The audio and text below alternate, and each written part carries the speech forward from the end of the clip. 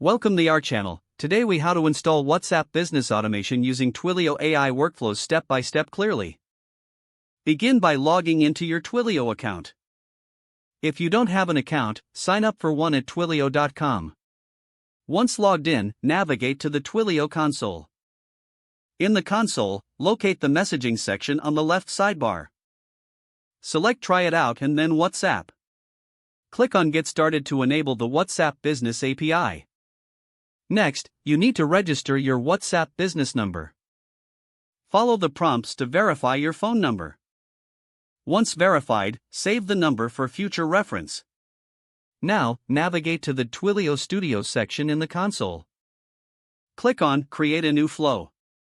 Name your flow appropriately for your WhatsApp automation. Select Start from Scratch to begin building your workflow. In the Flow Designer, drag and drop the incoming message widget to the workspace. Connect it to the Send Message widget. In the Send Message widget, configure the message you want to send back. You can personalize this message with variables from the incoming message. Next, save your flow by clicking the Save button in the top right corner. After saving, click on Publish to activate your flow. Now, head back to the WhatsApp settings in the Twilio console. Link your newly created flow to your WhatsApp number. Scroll down to the messaging section and select the flow from the drop-down menu. Save the changes to update your WhatsApp business number settings. To test, send a message to your WhatsApp business number from another device.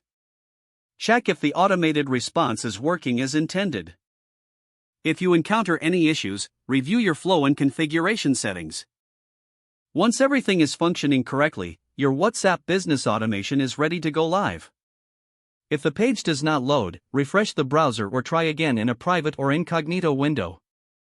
Don't forget to like this video and subscribe to our channel for more step-by-step tech guides.